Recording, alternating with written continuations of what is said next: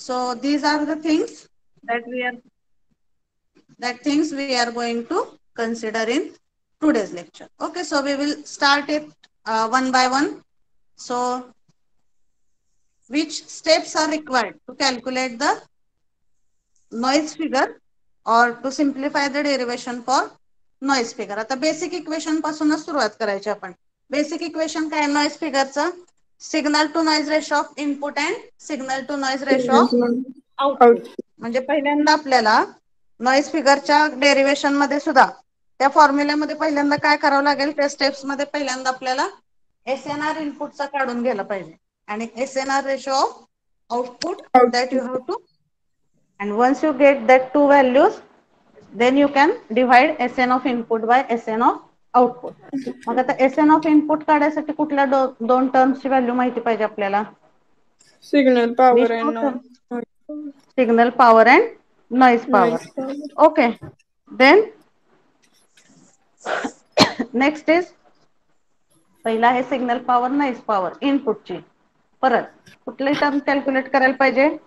एकदा SNR आपल्याला of SN, once we get signal power and noise power of input, from that we can calculate SNR of input. out. Then आउटपुटला सुद्धा same असणार आहे. That will be application. आउटपुटला काय calculate करावं लागेल आपल्याला? SNR at output. SN of output. मग आपल्याला PSO आणि PNO ह्या दोन टर्म कॅल्क्युलेट करावे लागतील आणि हे सगळं मिळाल्यानंतर पुढचे काही स्पेसिफिकेशन्स आहेत. बाय युजिंग दॅट स्पेसिफिकेशन्स और simplification step we will calculate the value of noise figure. त्यामुळे बघा आता इथं काय करायचं, इथं स्टेप्स दिलेल्या आहेत बघा. फर्स्ट स्टेप कुठली आहे? Calculation of input signal power. त्याचं नोटेशन आहे PSI. त्यानंतर सेकंड स्टेप आहे calculation of input noise power. It is noted by symbol as PNI. PSI calculate केला, PNI कॅल्क्युलेट केला. ह्या दोन स्टेप नंतर तिसऱ्या ह्याला काय मिळेल आपल्याला? Calculation of SNR ratio of input. PSI ला PNI ने डिवाइड करायचं. We will get SNR ratio of input. Then the next is calculation of output signal power, PSO. Calculation of output signal power, PSO. Then आता PNO पण आपल्याला calculate करायचा आहे, but there is some in between simplification step that I will tell later. मग calculation of SNR ratio एकदा आउटपुटला मिळाला की आपल्याला त्या जनरलाइज स्टेप सिम्प्लिफाय करून we will get the equation for noise figure. Okay, you got overall idea? या derivation मध्ये काय बघायचं आपल्याला? बेसिक कन्सेप्ट समजलाय तुम्हाला? कुठल्या व्हॅल्यू कशासाठी कॅल्क्युलेट करायच्या, that you have to understand. मग आता ह्या डायग्राम पासून आपलं डेरिवेशन चालू होत आहे. So in exam this question is compulsory asked for 6 marks or it may be asked for 8 marks also because the derivation is somewhat lengthy.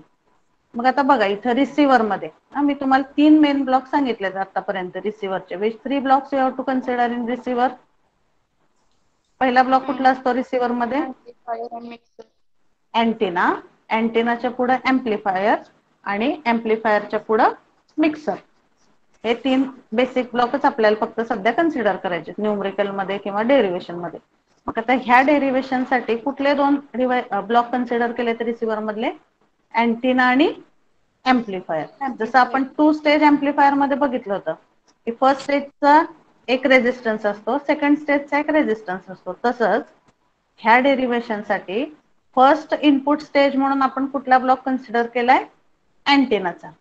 आणि second output stage म्हणून आपण कुठला ब्लॉक कन्सिडर केलाय? एम्प्लिफायरचा. Mixer is not coming in picture in this derivation. इथं मिक्सरचा कुठलाही reference आपण ह्या डेरिवेशन मध्ये घेतलेला नाही.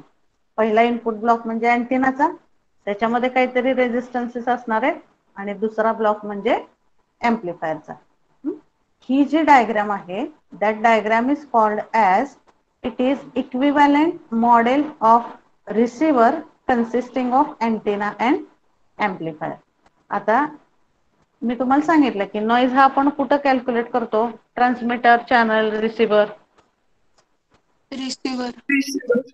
नॉइज हा आपण mostly whatever noise calculations you will go through that, all that will be at the receiver side.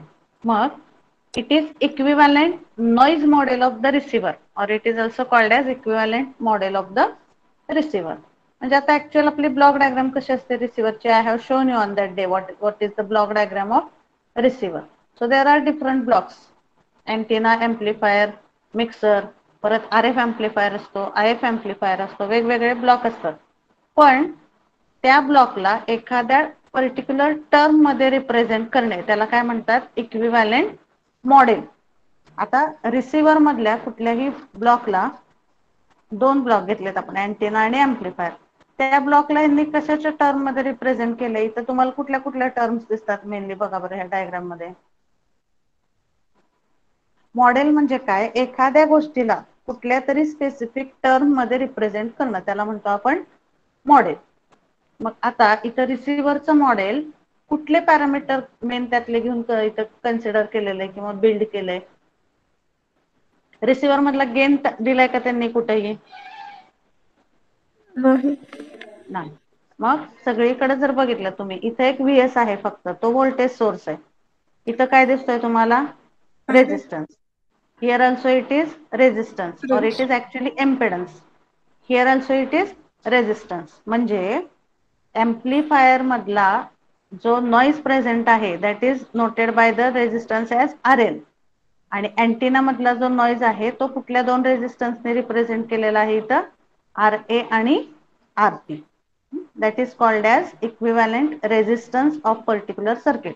जसं आपण एखाद्या सर्किट मधली नॉइज सर्किट मधला हा PN ने रिप्रेझेंट करतो, VN ने रिप्रेझेंट करतो, SNR रेशोने रिप्रेझेंट करतो, नॉइज फिगरने करतो, नॉइज टेम्परेचरने करतो, तसंच त्या रेजिस्टन्स मधला नॉइज हा आपण त्याच्या टोटल इक्विव्हॅलेंट नॉइज रेजिस्टन्सने कन्सिडर करतोय. And these are the resistance values shown in the particular circuit. जर R ची व्हॅल्यू जास्त असेल तर ऑब्व्हियसली त्या सर्किट मधला प्रेझेंट असणारा नॉइज काय असणार आहे, नॉइज विल बी कमी. मोर और लेस. R ची लेस. व्हॅल्यू जास्त असेल तर, R ची व्हॅल्यू जास्त लेस. असेल तर नॉइज पण जास्त असणार आहे. हम्म. So that is the concept. मग आता बघा इथे एक एक टर्म आपण बघू. One more thing I have told you yesterday. Antenna you consider as input block and amplifier you consider as the output out. block. मग इथे इनपुट ब्लॉक मध्ये म्हणजे अँटेना मध्ये काय काय टर्म्स आहेत बघा इथं.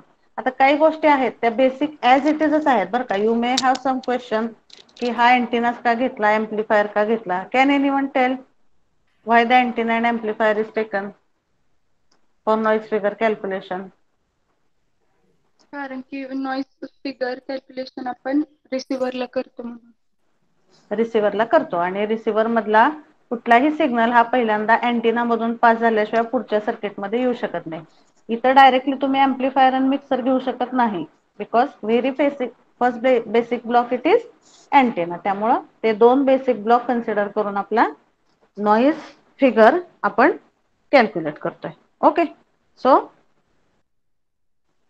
what is the first 1 minute, some students are waiting.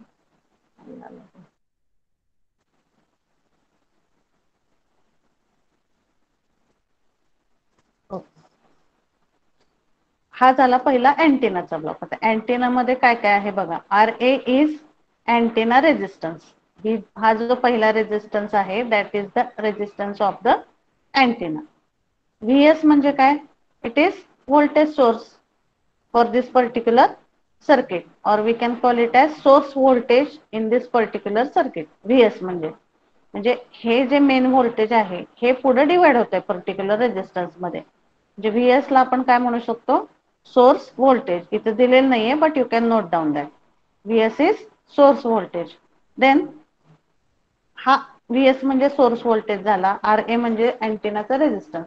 पुढे कुठला रेजिस्टन्स दिसतोय तुम्हाला ह्या सर्किट मध्ये अँटेनाच्या, कुठला आरटी. रेजिस्टन्स आहे इथं, RT. RT is total input impedance of this whole stage. म्हणजे ही जी अँटेनाची स्टेज आहे त्याचा total input impedance. Input impedance का म्हणले, कारण अँटेनाला आपण काय म्हणून कन्सिडर केलेलं आहे इथं, इनपुट म्हणून कन्सिडर केलं. So RT is total input impedance of this antenna stage. Then इथं अँटेनाची स्टेज संपते तुमची. अँटिनाच्या पुढे कुठला ब्लॉक आहे इथं? What is next block? Output block. Output block, and that is shown by amplifier. मग आता इथं आउटपुट ब्लॉक मध्ये इथं जसं अँटिनाचा रेझिस्टन्स आर ए होता, तसं इथं आर एल इंडिकेट केलेलं आहे आपण. आर एल म्हणजे काय? Load resistance. हा जो रेजिस्टर. एम्प्लिफायरचा रेझिस्टन्स आहे, that resistance is acting as a load resistance for this particular circuit. RL is load resistance आणि ह्या लोड रेझिस्टन्सच्या अक्रॉस आपण आउटपुट व्होल्टेज मेजर करणार आहे. So output voltage is VO, that is output voltage. आणि VO आपण कुठल्या रेझिस्टन्सच्या अक्रॉस इंडिकेट केलेला आहे? लोड VO चं रेजिस्टर. कॅल्क्युलेशन लोड रेझिस्टन्स आहे. हे बेसिक समजलं सगळ्यांना? Yes ma'am. 3 रेझिस्टन्स येतात बघा याच्यामध्ये पिक्चर मध्ये. आर ए म्हणजे अँटिनाचा रेझिस्टन्स, आर टी म्हणजे total input impedance of which stage? Antenna. आणि आर एल म्हणजे load resistance, that is of resistance of the amplifier. आणि V S is source voltage and VO is the output voltage. मग आता आपल्याला वेगवेगळ्या terms ह्याच्यावरून derive करायच्या. And one more thing I have told you yesterday, input impedance. What is the difference in resistance and impedance? Resistance means the property to oppose to the flow of current. Impedance is also having the same meaning. Okay. So if you are not knowing, I will just show you some general definition of the impedance. So yesterday I have told what is the impedance meaning. Can anyone tell? Impedance means what? Total resistance present in circuit. Total resistance present in the circuit by considering the value of resistor, capacitor and inductor. मी इथं बघा, तुम्ही जर इथं Google वरती बघितलं impedance म्हणजे काय, तर मी काल सांगितलं तुम्हाला, एखाद्या सर्किट मध्ये जर फक्त रेझिस्टर प्रेझेंट असेल तर रेझिस्टरची व्हॅल्यू त्याच्यात ऍड होते.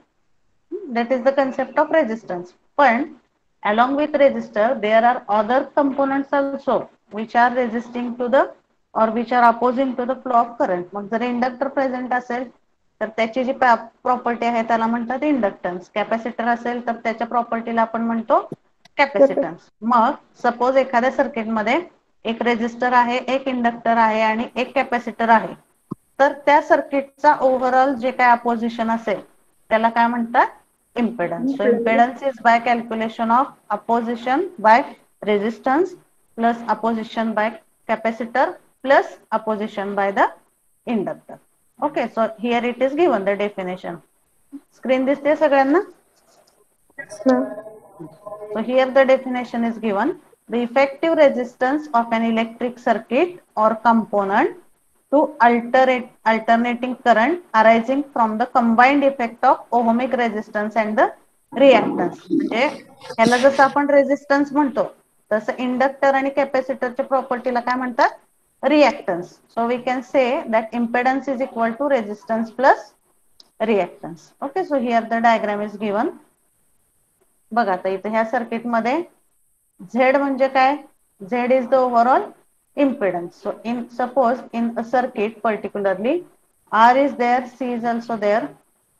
इथं बघा हा R आहे, रेझिस्टर मुळे प्रोड्यूस झाला की त्याला रेझिस्टन्स म्हणतात. इंडक्टर आणि कॅपॅसिटर हे सिम्बॉल आहेत इंडक्टरचे आणि कॅपॅसिटरचे. मग ह्याच्यामुळे जो काय प्रोड्यूस होतो त्याला म्हणतात रिएक्टन्स. इथं पण बघा रेझिस्टर आहे, इंडक्टर आहे, कॅपॅसिटर आहे. मग ह्या सर्किटचं जे टोटल अपोजिशन प्रॉपर्टी आहे त्याला काय म्हणणार आपण? रेझिस्टन्स ऑफ सर्किट म्हणू शकतो का?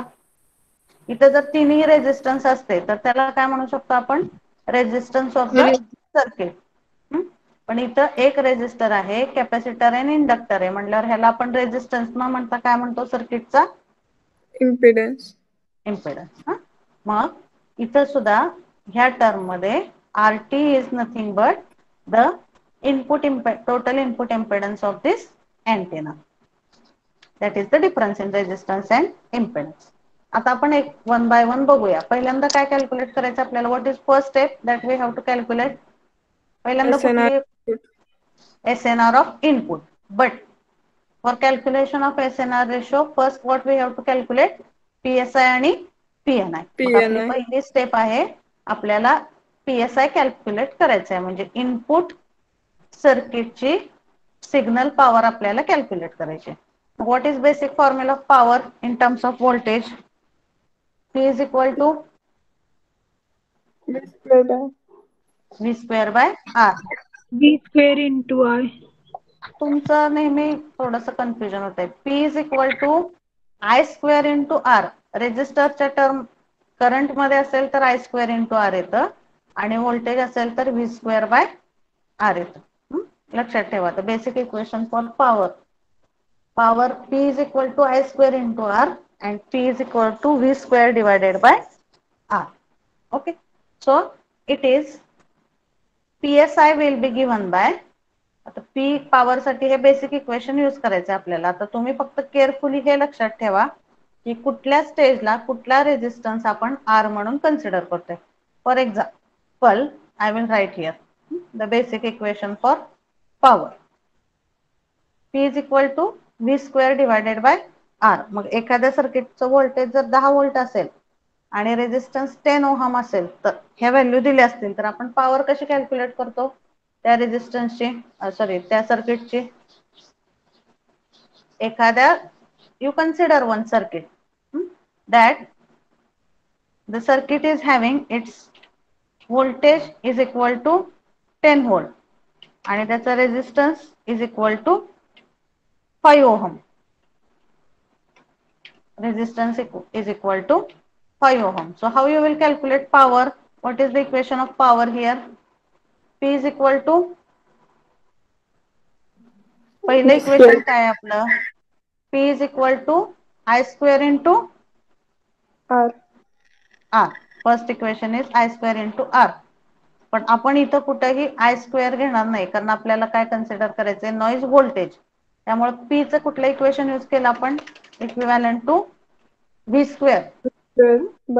V square divided by R. मग आता याच्यामध्ये ह्या व्हॅल्यूज दिल्या असतील तर ह्याची पॉवर कशी कॅल्क्युलेट करणार तुम्ही? ह्या पर्टिक्युलर सर्किट साठी काय येईल? P is equal to 10 square म्हणजे 100 divided by 5. So what will be the power in this case? 20. 20 watts. This is the basic formula that you have to use. मग आता आपल्याला काय कॅल्क्युलेट करायचंय? पहिली टर्म आपल्याला कॅल्क्युलेट करायचे PSI. So what equation I can write for PSI? हा हा बोला. हॅलो हा वैष्णवी तुमचा आवाज येत नाहीये मला. Volt.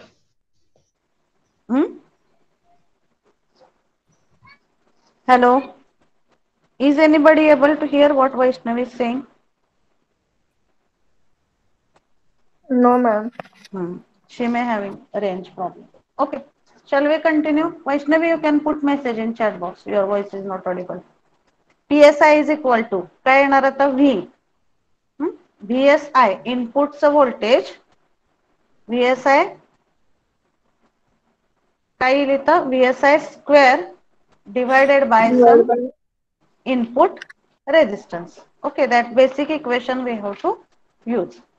So we will see here what is the equation. बघा आता PSI is equal to VSI square divided by RT घेतला इथं. इनपुट रेजिस्टन्स म्हणून काय घ्यायचा?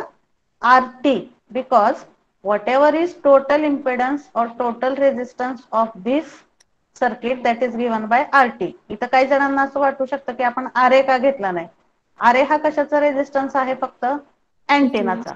पण आपण पॉवर कुठे कॅल्क्युलेट करतोय? PSI म्हणजे टोटल इनपुट सर्किटची पॉवर कन्सिडर करतोय आपण, बरोबर आहे. PSI म्हणजे काय? इनपुट सर्किट मधली टोटल पॉवर. मग ती कॅल्क्युलेट करण्यासाठी आपल्याला फक्त RA कन्सिडर करून चालेल का? RA हा फक्त अँटेनाचा रेजिस्टन्स आहे. पण इनपुट पॉवर कॅल्क्युलेट करण्यासाठी आपल्याला कुठला रेजिस्टन्स कन्सिडर करावा लागेल? Total input impedance of this input circuit. त्यामुळे इथं PSI चं काय घेतलं? PSI is equal to VSI square divided by RT. लक्षात येते का हे equation? Are you getting this? VSI Yes. म्हणजे काय? Input signal voltage. ते व्होल्टेज कुठे कॅल्क्युलेट करणार आपण? Input signal voltage. VS म्हणजे इनपुटचं व्होल्टेज आहे का? ह्या सर्किटचं व्होल्टेज VS असणार. हा. ह्या सर्किटचं आउटपुट व्होल्टेज झालं ना थोडक्यात VSI म्हणजे. VS म्हणजे सोर्स व्होल्टेज आहे. But now we have to calculate VSI. So where we have to calculate VSI? RT च्या अक्रॉस कॅल्क्युलेट करणार आपण VSI. इथं आपली इनपुट स्टेज स्टार्ट होती आणि इनपुट स्टेज कुठं संपते? RT ला. त्यामुळं VSI ची व्हॅल्यू ही कुठल्या रेझिस्टन्सच्या अक्रॉस कन्सिडर करणार आहे आपण? RT च्या. मग VSI चं कसं इक्वेशन लिहिणार तुम्ही सांगा मला? VS is source voltage. It is divided across RA and RT. Suppose हे 10 व्होल्ट आहे तर हे 10 व्होल्टच इथं RT च्या अक्रॉस प्रेझेंट असेल का?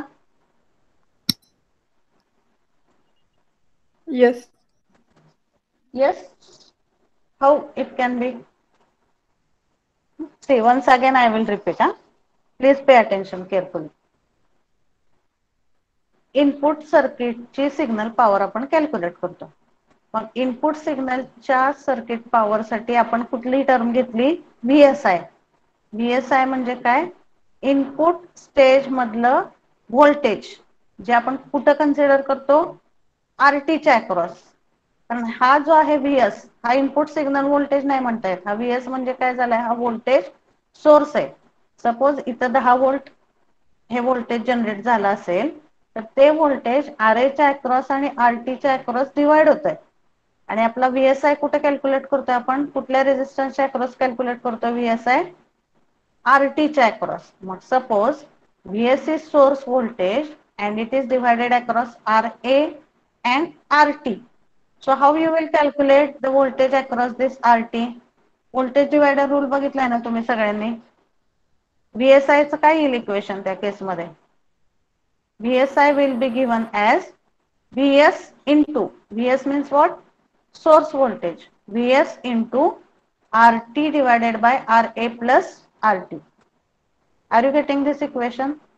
See for 1 minute. Try to understand it, whatever I have explained.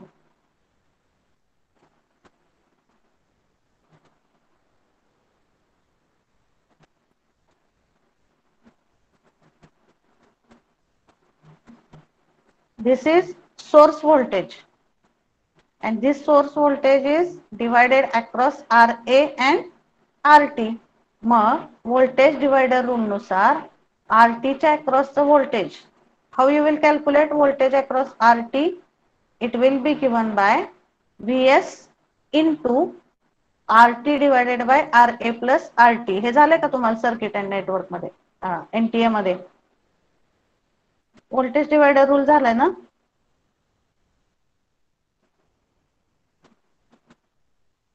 Yes और नो शिवानी? हा झाले व्होल्टेज डिव्हिजन. सपोज आता मी इथं डायग्राम मध्ये दाखवते तुम्हाला एक एक्झाम्पल दाखवते. इथं suppose this is one diagram. Here the voltage source is, here the voltage source is VS. हे व्होल्टेज सोर्स डिवाइड झालं. सपोज इथं एक रेजिस्टन्स आहे. Suppose it is R1. ह्याच्या सिरीज मध्ये एक रेजिस्टन्स आहे R1. आणि हे पुढे कंटिन्यू होऊन इथे एक रेजिस्टन्स आहे आउटपुटला कुठला तरी. That resistance we will call here at output stage as R2. मग ह्या R2 मधलं व्होल्टेज तुम्ही कसं कॅल्क्युलेट करता? How you will calculate the voltage across R2? I am writing here.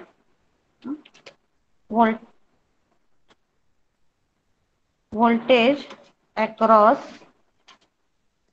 R2. VS upon So R1 1 minute. plus R. Just 1 minute. Now first you tell me voltage across R2. Can I directly write it as VS? VS हा same असणार आहे का across? R2 च्या अक्रॉसचं voltage हे VS असू शकतं का?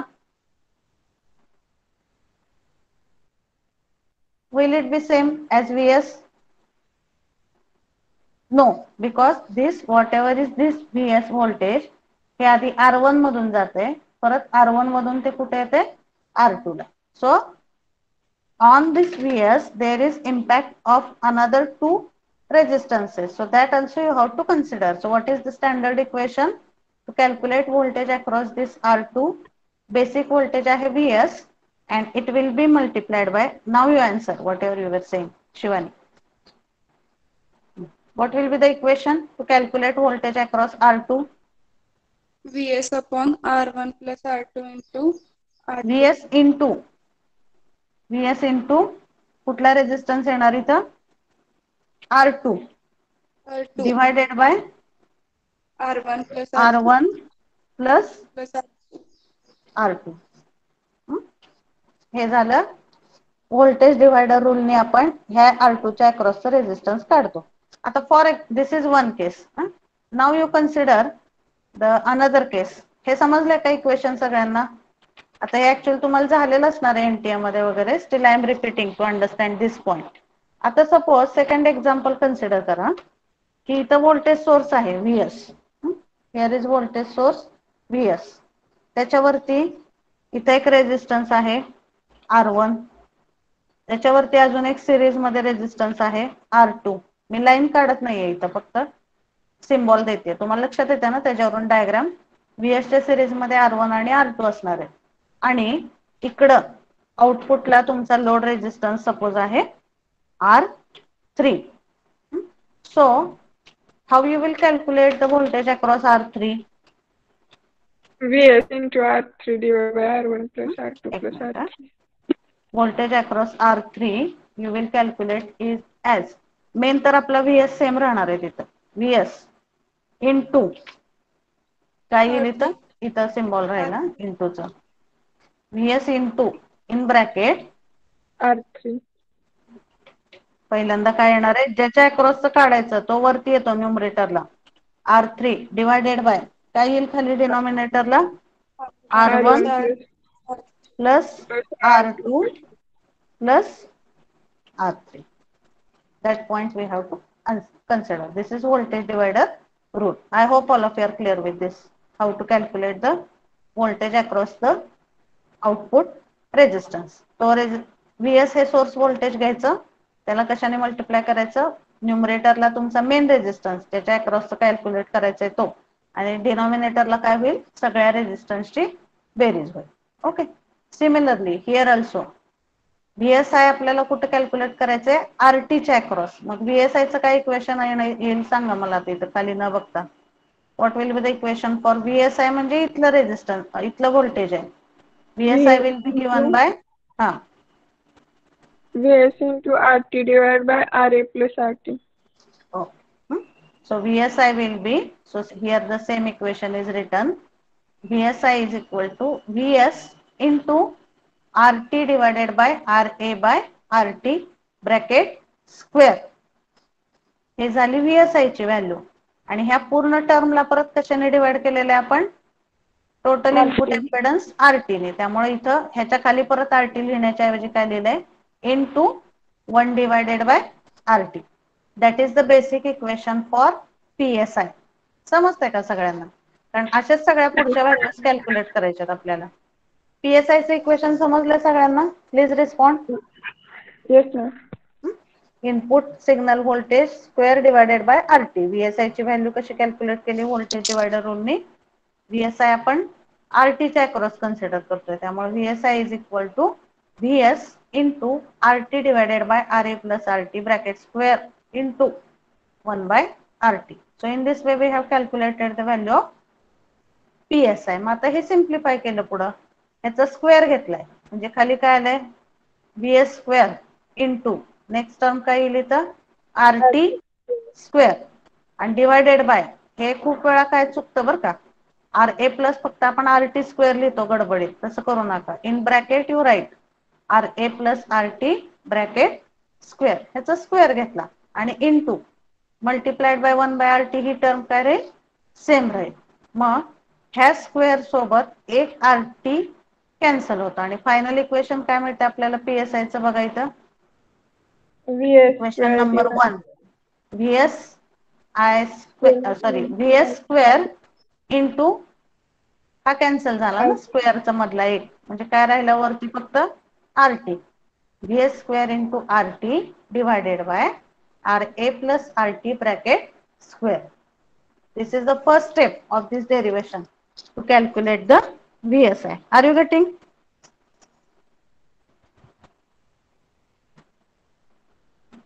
Are you getting this? How we have calculated VSI and PSI? Yes, ma'am. So first equation PSI चं मिळालं आपल्याला. VS square into RT divided by RA plus RT square. आता ह्या सगळ्या स्टेप मध्ये काळजी घ्यायची की तुमची कुठली टर्म चुकली नाही पाहिजे, कारण एक जर टर्म चुकले तर अल्टिमेटली सगळ्या पुढच्या टर्म्स तुमच्या चुकत जातात. त्यामुळे properly you have to place the value. त्यामुळे मी तुम्हाला सांगितलं कुठल्या सर्किटसाठी कुठला रेजिस्टर कन्सिडर करायचा हे फिक्स तुम्ही समजून घ्या. PSI कॅल्क्युलेशन साठी रेजिस्टर कन्सिडर केला इनपुट इम्पेडन्स अँटेनाचा नाही, total input impedance RT. VSI सुद्धा कुठे मेजर केला आपण, कुठल्या रेजिस्टन्सच्या अक्रॉस मेजर केलं VSI? RT. RT च्या अक्रॉस. त्यामुळे तो व्होल्टेज डिवायडर रूल इथं अप्लाय केला. ह्याचा स्क्वेअर केला की ह्यातला एक RT ह्याच्यासोबत कॅन्सल होतो आणि आपल्याला फायनल इक्वेशन PSI चं मिळतं VS square into RT divided by RA plus RT bracket square. So we have completed first step in the derivation. Now we got the value of PSI. आता next कुठली term calculate करायची आपल्याला? PNI, input signal power आपण calculate केली. तसंच input noise power सुद्धा आपल्याला आता कॅल्क्युलेट करावं लागते. Okay, so what is the formula for power? That will remain same. जो काय P चा फॉर्म्युला आपण यूज केलाय बेसिक, कुठला बेसिक फॉर्म्युला यूज केलाय पॉवरचा इथं? Power, how we have calculated? Basic equation of power, which equation we have considered? P is equal to V square by R. V square divided by R. मग basic equation सेमच राहणार. फक्त आता बघा, input signal power calculation मध्ये काय consider केलं आपण? इनपुट सिग्नल व्होल्टेज आणि इनपुटचा रेजिस्टन्स. तसं इनपुट नॉइज पॉवर कॅल्क्युलेट करण्यासाठी आपल्याला सिग्नल व्होल्टेज कन्सिडर करून चालेल का? No. कुठलं व्होल्टेज कन्सिडर करावं लागेल आपल्याला? Noise voltage. Noise voltage. Noise power calculate करण्यासाठी करस्पॉन्डिंग व्होल्टेज कुठला आहे? Noise voltage.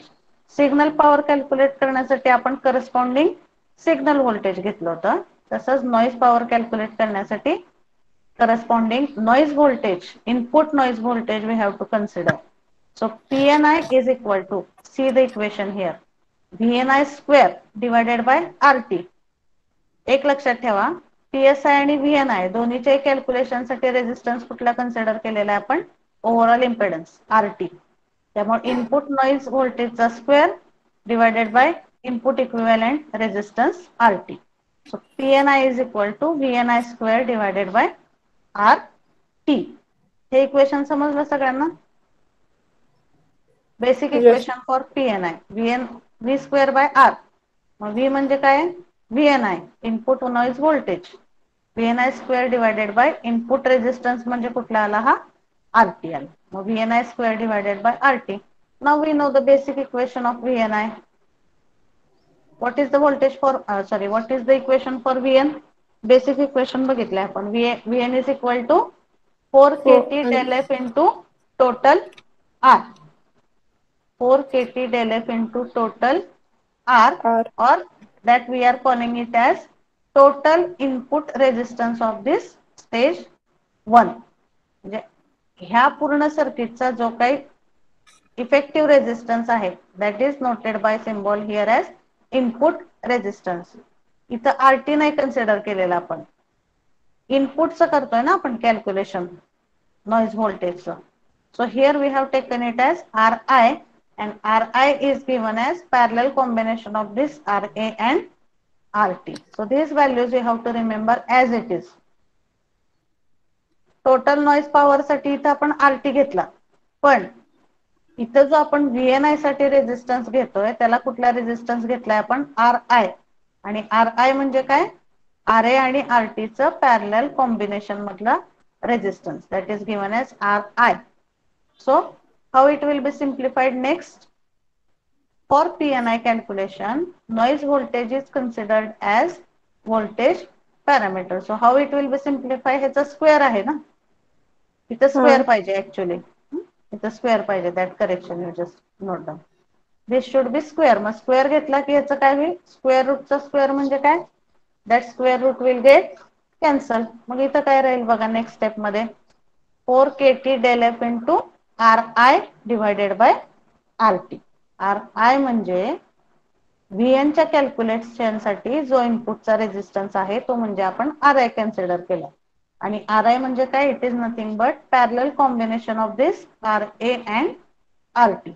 मग इथं आर आयच्या जागी पुढची टर्म कुठली सबस्टिट्यूट केली आहे बघा इथं, R A into R T divided by R A plus R T. So what equation you are getting for P N I, 4kt del f into R A R T divided by R A plus R T. आणि हा जो R T आहे इथं डिनॉमिनेटरला, that will remain same. मग ह्या R T सोबत this R T gets cancel. So what equation you get, final equation for P N I, 4kt del f into RA divided by RA plus RT. R A plus R T. लक्षात येते का PNI चं इक्वेशन. PSI is simple. PNI मध्ये फक्त काय करायचंय, V V म्हणजे कुठला व्होल्टेज कन्सिडर केलं, इनपुट नॉइज व्होल्टेज. मग VN चा स्टँडर्ड फॉर्म्युला काय, 4kt del f 4kt into del f total into R. Resistance. मग VNI हा इनपुटचा आहे, त्यामुळे इथं R च्या ऐवजी कुठली टर्म आली आहे, आर आय म्हणजे इनपुटचा टोटल रेझिस्टन्स. मग R I is nothing but R I we are considering as parallel combination of R A and R T. R I म्हणजे ह्या सर्किटमध्ये दोन रेझिस्टन्स आहेत, R A and R T are considered in the parallel combination. आणि त्याच्यावरून आपल्याला R I ची value मिळाली. मग हे इक्वेशन सिम्प्लिफाय करायचं, इथं स्क्वेअर पाहिजे ऍक्च्युली. मग स्क्वेअर रूटचा स्क्वेअर घेतल्यावर काय राहतं, इथं फक्त मेन टर्म राहणार फक्त, PNI is equal to 4kt del f into R I divided by काय येईल इथं आर टी. आणि आर आय च्या जागी कुठली व्हॅल्यू सबस्टिट्यूट करायची नेक्स्ट स्टेप मध्ये, आर आय कसं कॅल्क्युलेट केलं आपण, how we have calculated RI, Parallel combination of RA and RT. parallel combination of RA and RT. So we get equation for RI as RA into RT divided by RA plus RT. So this RT gets cancelled and we get the second equation for PNI as 4kt del f into RA divided by RA plus RT. समजले हे पहिल्या दोन step, how we have calculated PSI and how we have calculated PNI. Yes, ma'am. Yes, boys, have you understood it? Please respond.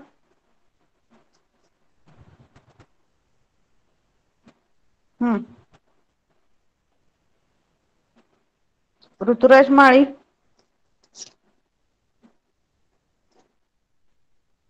Ruturaj is there? Shripad Umbarkar,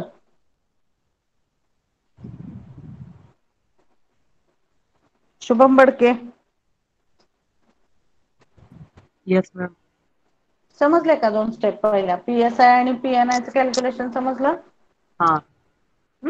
आता पुढे काय करायचं आपल्याला, third step मध्ये पीएसआय मिळालं, पीएनआय मिळालं. What is the next step Shubham, what we have to calculate once we get PSI and PNI value.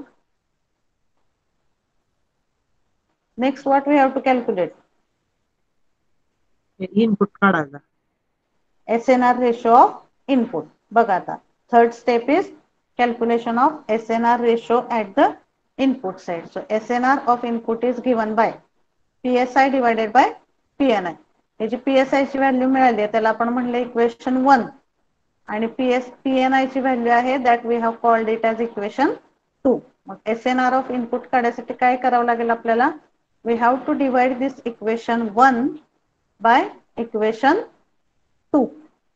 So SNR of input is equal to PSI divided by PNI. मग आता PSI चं काय मिळालं equation बघा आपल्याला, PSI ही जी value मिळालेली आहे ती PSI च्या जागी ठेवायची.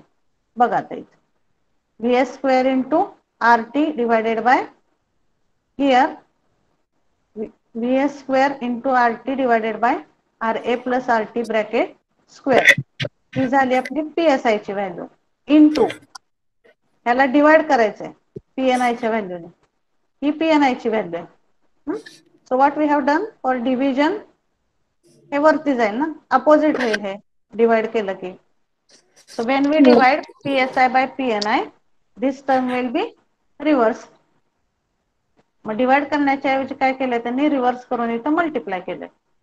So what will be the equation into RA into RT. इथल्या डिनॉमिनेटरची टर्म इथं न्यूमरेटरला येईल, कारण आपण काय करतोय PSI ला PNI ने डिवाइड करतोय.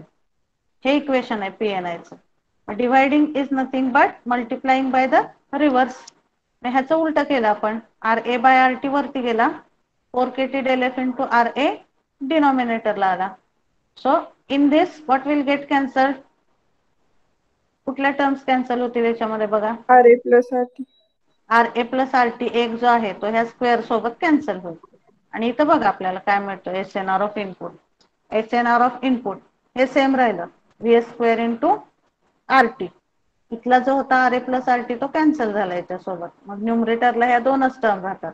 डिनॉमिनेटरला काय राहतंय बघा, RA प्लस RT ब्रॅकेट तसंच ठेवायचा, RA plus RT, and that bracket is multiplied by 4KT del F into RA. This is the equation for SNR of input. 3 steps बघितल्या आता आपण. कुठल्या कुठल्या 3 स्टेप बघितल्या? Sheetal Kedar is there. Which 3 steps we have seen today?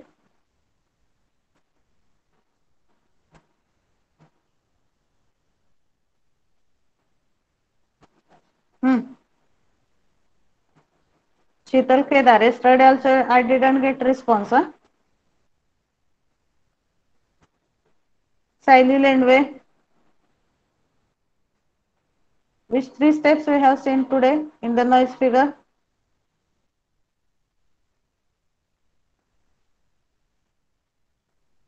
Okay, Ganesh is there. Ganesh Kavde. I think he is not there. Vaishnavi Chavan. Hello. Yes, ma'am. Vaishnavi. Which 3 steps we have seen Yes, today? ma'am. कुठल्या कुठल्या 3 step बघितल्या आपण? तर ह्या basic step समजल्या तर पुढच्या समजतील. त्यामुळे मी स्लो घेते हा पॉइंट. पहिल्यांदा काय कॅल्क्युलेट केलं आपण? Which parameter? PSI. Okay, so just listen all of you. I understand point is difficult. पहिल्यांदा आपण PSI कॅल्क्युलेट केला. त्यासाठी कुठलं इक्वेशन यूज केलं? VSI square divided by RT. VSI. Okay, Meenakshi, can you summarize whatever we have seen? Please summarize it so that I will get idea. Step by step you just explain. What first step we did?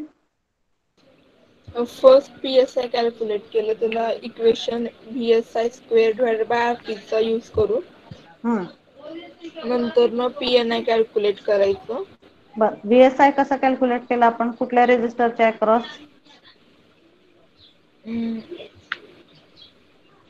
RT च्या across. हा, त्यामुळे त्याला equation काय आलं? Voltage divider रूलनी VS into RT divided by RA RT plus RT square into 1 by RT. मग हे सगळं सिम्प्लिफाय करून आपल्याला PSI चं इक्वेशन मिळालं पहिल्यांदा. नेक्स्ट काय कॅल्क्युलेट केलं आपण? PNI. PNI. What is the equation for PNI?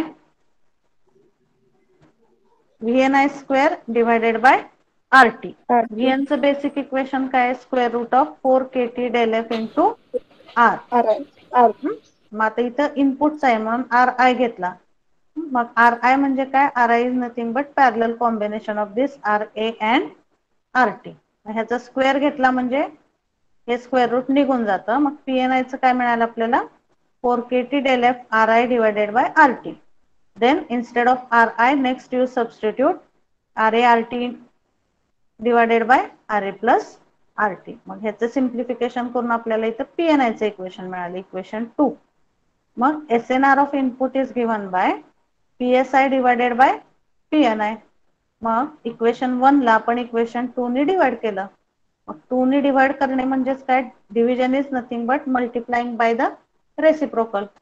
मग इथं सिम्प्लिफिकेशन साठी काय केलं आपण, we have multiplied by reciprocal. So ही न्यूमरेटर डिनॉमिनेटरची टर्म वरती गेली आणि न्यूमरेटरची टर्म इथं खाली आली. So RA into sorry RA plus RT, this two terms will get cancel. ह्याचा स्क्वेअर ह्याच्यासोबत कॅन्सल होतो.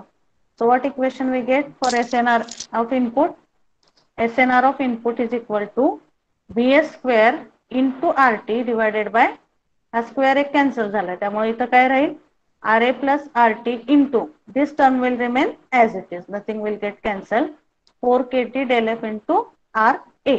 So 3 steps we have seen today, PSI calculation, PNI calculation आणि त्या दोन्हीचा रेशो घेऊन आपण SNR ऑफ इनपुट कॅल्क्युलेट केले. सिमिलरली आता आपल्याला नेक्स्ट स्टेप मध्ये काय करावं लागेल, what we have to do in the SNR of output.